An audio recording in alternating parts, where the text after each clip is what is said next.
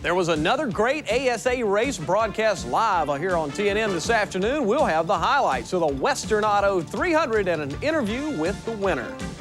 The Winston Cup drivers were competing at Talladega today, and Dale Earnhardt was back on top again in the final restrictor plate race of the season. And IMSA GTO driver Lynn St. James went over 212 miles per hour at Talladega 1988 to set a woman's national closed course speed record. She's about to try off-road racing, and she'll join us live by satellite from Nevada. This is TNN Motorsports Magazine Afternoon Edition for Sunday, July 28, 1991. Oh, no, he says coming. Fourth place right now. Oh, we got drivers going off all over the place. The ASA racing scene live here on TNN this year has been nothing short of spectacular. And today, Bob Seneker had the chance to tie Butch Miller's 1988 record of 4 wins in a row. Mark Allen has the action. Gary St. Amand and Mike Eddy paced the field, with Eddy taking the early lead over the pole sitter and Johnny Benson Jr. The first major incident of the afternoon occurred when Eddy in the black 88 and Benson got together battling for the lead, with Benson getting the worst end of the deal. Most everyone continued. Another big wreck occurred when Steve Barnes in the 32 got tapped by the 44 of John Olson. Barnes went around, as did the 5 of Jeff Neal, and the 68 of Mark Beinlich came in and hit Barnes' Buick hard. After the race was restarted, Bob Seneker moved in to challenge Eddy for the top spot and was able to get it. After a round of pit stops, rookie Tim Fedewa in the 55 was out front when Seneker went by to take the lead for the second time in the event. Past the halfway mark in the race, Eddy was forced onto pit road with a blistered right rear tire and lost 2 laps to the leaders. St. Amant was not feeling well before the start of the race, and with around 70 laps to go, the Ohio driver got sick and stopped on the track, bringing out a caution. Leader Seneker was down on power, so he decided to pit under the yellow for new tires to give himself the handling advantage he felt he needed to win. With 32 laps to go, Seneker's strategy seemed to be working when he was able to go by Glenn Allen Jr. on the outside and regained the top spot. Seneker pulled away to record his 4th ASA victory in a row and cap a perfect month of July.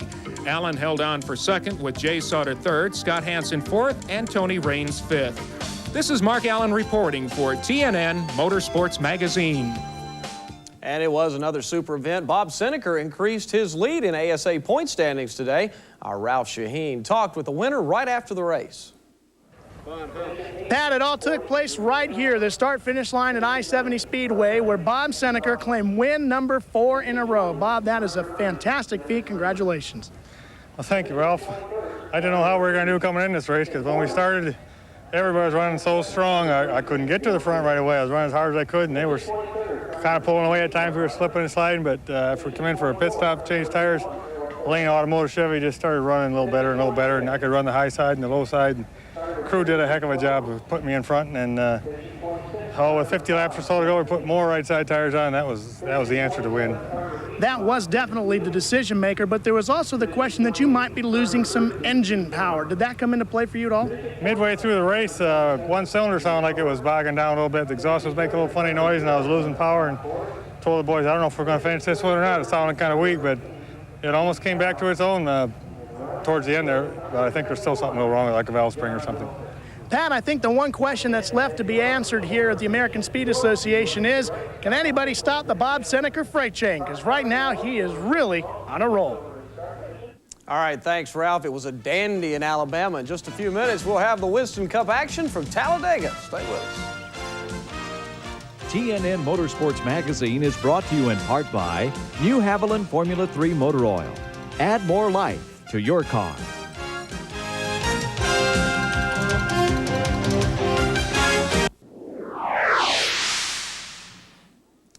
Welcome back, everybody. The Formula One Series was in action in Germany, and based on today's race, there is now a battle for the Drivers' Championship. Here's the story from Europe. The hottest driver in Formula One, Nigel Mansell, once again had his Williams-Renault on the pole in Germany and pulled away on the start from Ayrton Senna, the series points leader. Back in the pack on the first turn on the start, Mark Blundell had his brakes lock up, forcing Nicola Larini to take evasive action. Both continued. Mansell's early strong run up front further reinforced his recent string of 2 straight wins and consecutive poles, which vaulted him squarely into the World Driving Championship picture behind Senna. Pierluigi Martini was lucky he didn't hit anything solid in this long slide. But this having happened well out on the course, it was a long run back to the pits for the Italian. Near halfway, Mansell was in control while a fine battle for second ensued between Senna, number 27 Alain Prost, and 6 Riccardo Patrese. After a number of laps, Patrese faded, leaving old rivals Prost and Senna to battle for position. Prost tried to make a late move, but with the way blocked, the Ferrari driver had no choice but to hit one of the cones, which meant immediate disqualification. But Senna had his problems on the last lap as his McLaren Honda coasted to a stop. Meanwhile, Mansell breezed to his 3rd straight win. Williams teammate Patrese took 2nd, with Jean Alesi 3rd, Gerhard Berger 4th, and Andrea de Cesaris 5th. Mansell closes to within 11 points of Senna, who seemed a championship shoo-in 3 races ago. The Die-Hard 500 at Talladega has been known for producing dark horse winners, but that wasn't the case today, as experience prevailed on NASCAR's longest oval. Despite the same kind of close-quarter racing which led to the season's biggest wreck on this track in May, the first half of the 188-lap race was virtually incident-free. Among the early frontrunners were defending race champion Dale Earnhardt and pole sitter number 22 Sterling Marlin. Attrition was reasonably low, although Ken Schrader, 5th in the Winston Cup points, was one of the first sidelined with engine failure. Harry Gant scuffed the wall before halfway and saw any chance of sweeping the Talladega races this year thoroughly erased. On lap 104, Ernie Irvan, who had apologized to his peers in the pre-race meeting about driving too aggressively, found himself in the middle of a mess after contact with Buddy Baker. Most of the cars from this incident continued, although some needed time in the garage first. The 5th caution was only a 2-car tangle, but could have been much worse after Hut Strickland came together with Jeff Bodine. Both kept their cars against the wall, but were out of the hunt. The scariest moment of the day came moments later after Rick Mass was tapped by Baker. The Olds driver was a helpless passenger in a single-car incident which lasted more than 1,000 feet. The car eventually came to a stop on its roof, and Mast climbed out uninjured. The final half lap was a dandy. Earnhardt had the point and made his car wide enough to keep Bill Elliott and Mark Martin at bay for his 3rd win this year. Ricky Rudd was 4th and Marlin 5th in a slow race at Talladega. All right, thank you, Mark. While the Winston Cup competitors were on one of their largest and fastest tracks this weekend, the Busch Grand National cars were at the opposite end of the scale on the short track in Dublin, Virginia. Todd Bodine started from the pole for the 2nd time in as many weeks as the Grand National points leader Kenny Wallace started alongside. Bobby Labonte was involved in an early incident, and the Penrose driver worked frantically on his Oldsmobile to get back in the event to protect his 2nd-place position in the points. Just after the race was restarted, Bodine tried to pass the lapped 77 of Shauna Robinson, and his red Buick slipped high, allowing first Chuck Bown in the 63 and then Wallace in the black Pontiac to get by. Labonte's day came to an end before the halfway mark when he was involved in a 2nd incident, this one with Richard Lassiter in 05 and 19 Cecil Eunice. Labonte's car burst into flames, but he calmly drove off trying to get to the pits. He never made it. Tommy Houston in the blue and white 6 was trying to get back on the lead lap when he bumped leader Bown and almost spun his Rose's Stores Buick. Robert Presley moved up to 3rd after Bodine experienced trouble, but he was not able to challenge the leaders. With just 7 laps to go, Jack Ingram nailed the concrete abutment around the light pole in turn 4 to bring out the final yellow flag. The Ironman was not seriously injured in this hard crash. The caution eliminated Bound's big lead, but the defending Grand National champion pulled away after the restart to record his first win at the Virginia track after 2 second-place finishes there. Well, you just take the good with the bad in this business. I've had a good running car all year, but some of the luck has been sour. But every time you take a green flag and start a new race, you don't think about the bad luck. You think about trying to win that race on that day, and that's what we've been doing every week, and it's just a matter of time before it comes to us. But even though we've had some bad luck, that's our 3rd victory so far in 1991, one more than any other team has done. And so I'm proud of the boys. You know, we have the bad breaks. They hang right in there, keep digging, keep fighting, and we're trying to work ourselves back into the point battle. Wallace picked up his 2nd straight runner-up spot. Presley held on for 3rd with David Green and Houston rounding out the top 5. Wallace increases his points lead over Labonte by 82 markers. All right, as we go to break, we're going to take a look at this week's Hoosier Racing calendar.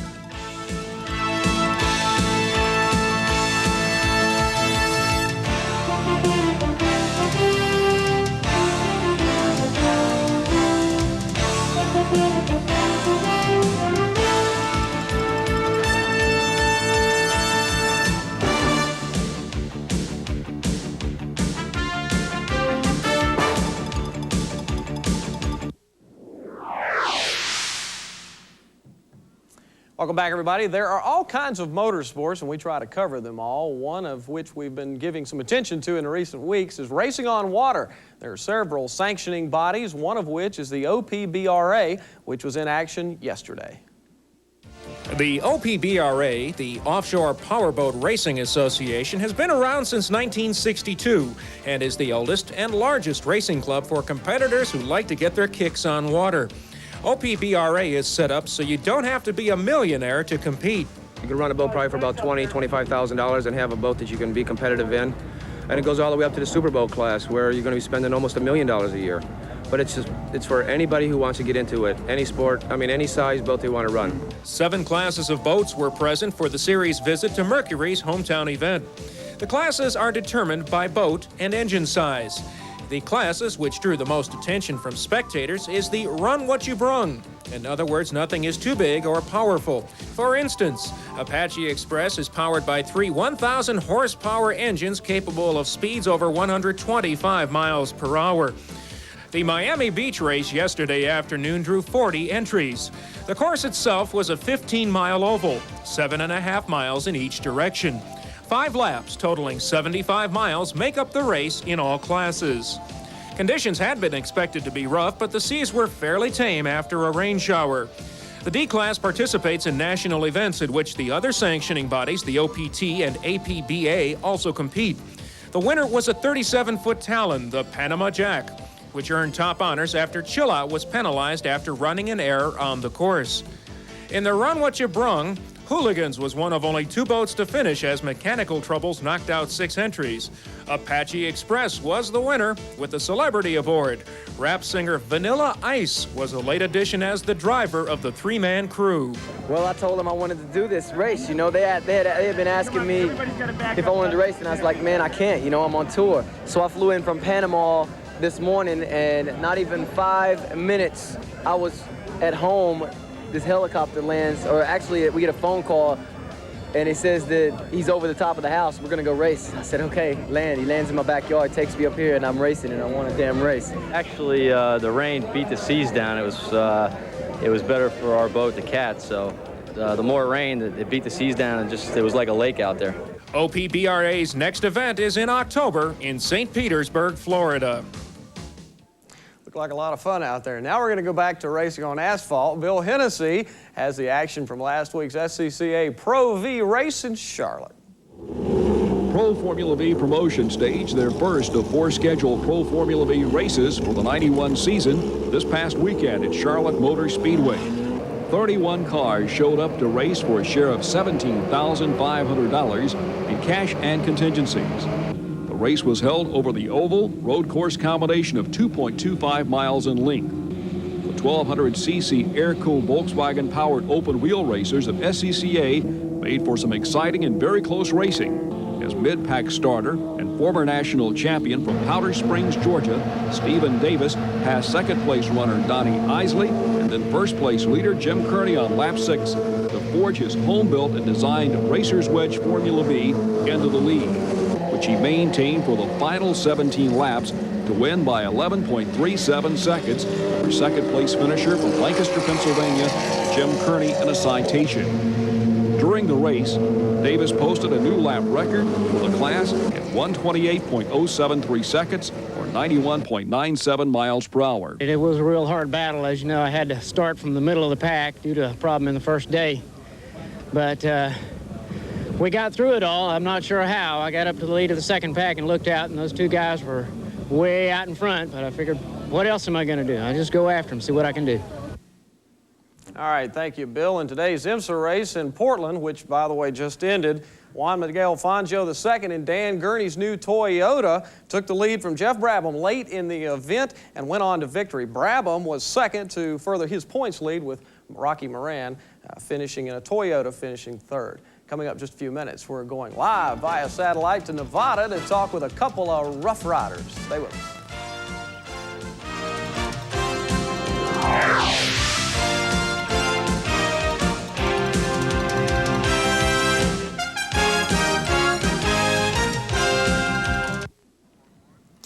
Welcome back, everybody. Ford and BF Goodrich have joined forces to form an off-road racing group called the Rough Riders. Lynn St. James has had an impressive record in IMSA GTO racing. She's now joined the Rough Riders for an upcoming race to try her hand at the physical, challenging world of off-road racing. She joins us now live via satellite from Las Vegas, along with Rough Riders driver John Swift. And let's get this relationship right now. John is teaching Lynn how to go out and battle the off-road. How's she doing there, teacher? Well, Pat, she surprised me today. She did really well. I got into the truck with her and I told her, if you do anything, just don't scare me. And she did quite well. I was impressed. You mean I didn't scare you? No, maybe once, but no, she did good. All right, Lynn, evaluate your first lesson, I guess is the best way to put it. How do you feel like you did with John? Well, I had some great teachers. Actually, I also had Paul Simon and Manny Esquera yesterday, so I've had the best teaching me. So if I can't figure it out with that, I'm in serious trouble. But I'll tell you, I knew that it was going to be rough and I knew I was going to get dirty, but I've never been so dirty in my life. I feel like I've swallowed half the desert because most of the time I had my mouth wide open in the truck, not believing what was happening.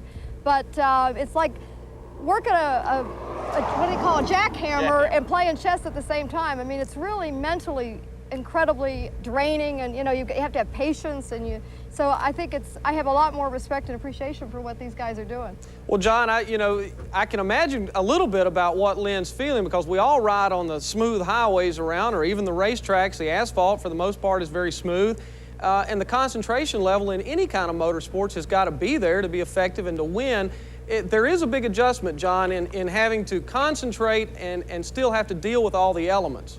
That's true, Pat. It's a long race. It's 500 miles through the desert, and you can't get impatient. You have to take your time and catch one car at a time and work your way through the traffic and try not to make any mistakes. And you have to be patient, and you have to keep your concentration up really high. Lynn, you were the fastest female ever and closed course record at Talladega. The concentration level to go well over 220 miles an hour or so there. Face that off, if you will, with the concentration level that you have to maintain in being in an off-road situation. Well, when you're going 232 miles an hour, which is what I did in my Thunderbird at Talladega, you've got to be looking way down, way down the road, and looking way down the road at 232 miles an hour, you come up on it real fast. Mm-hmm. But at least you can see. Right. When you in an off-road race, and and I was in the F-150 pickup, the thing that probably Manny taught me the most was that if you can't see, you can't go fast. And of course, if you're in the middle of silt or a dust bed, and if a couple times I ran up on some of my competitors too tight, and I was just running in their dust. I now know why they have that bumper sticker, eat my dust, right. But so you have to really just learn these things, which is why this was so great that Ford gave me the opportunity to work with the Rough Riders and to have the best to work with. But the concentration, you have to really quickly adjust. Sometimes you need to look down ahead, like John was talking, you've got to really look for what path you're going to be going to and what road's ahead. But if the dust comes up, then you got to quickly move that eye vision back to sort of what's right in front of you, because there could be a boulder there. So, you think you got a straight shot and you're going to be doing a run, and all of a sudden you got a couple of huge ruts or a couple of boulders or a couple of little chicanes that you can't see in the horizon of the trees or the bush. It's not really trees, but so it just, the concentration, the key thing here is that it's still there. I think if you're driving in a race in motorsports and anything, I don't care if it's a truck, a boat, a car or anything, you've got to be able to have that concentration for a long period of time, have no brain fade, no break in the concentration, there's no time for resting, and that's really whatever kind of motorsports you're doing. Well, I know the race fans have really appreciated, especially Ford and BF Goodrich, making all this possible so that we could learn a little bit more about it, because I think a lot of people don't know that much about off-road racing. And John, I think that what's happening now is people are beginning to realize that it is a very competitive form of racing. That's right, Pat. All the manufacturers involved, and they really spend a lot of time and effort with us on putting a winning program together. And I think Ford and BF Goodrich have done that this year with the Rough Rider team. All right, Lynn, well, are you ready to tackle the desert all by yourself out there, or we got a few more lessons? No, we've got one more lesson. I think we're going to do some high-speed stuff, which I'm really anxious to do. And the F-150 that I'm going to be running at the Gold Coast 300 is the brand new body work. It's an iris color, and the thing that John taught me, I think, the most is that they actually have some trucks that have air conditioning and that are really soft. Oh, now wait a minute. That's the hot deal. Now, I'm telling you. Roll down the window and enjoy it. John, thank you so much. Lynn, thank you so much. Good luck to both of you, and hope it's a great event for you, Lynn. The next one's coming up. Yeah. All right, thank you so much, and many thanks to Ford and BF Goodrich for making all that possible. That's all the time we have right now. Our update at 8:25 Eastern, we'll check in on the NHRA event in California, and we'll have results of the IMSA race in Oregon. Next Sunday on TNN Motorsports Magazine, 11:30 a.m. Eastern, we'll have the qualifying for the NHRA event in Seattle, the AMA race in Illinois, and we'll check in on the ARCA stock car race in Kansas, all that plus IndyCar racing and more. I'm Pat Patterson. Have a great week.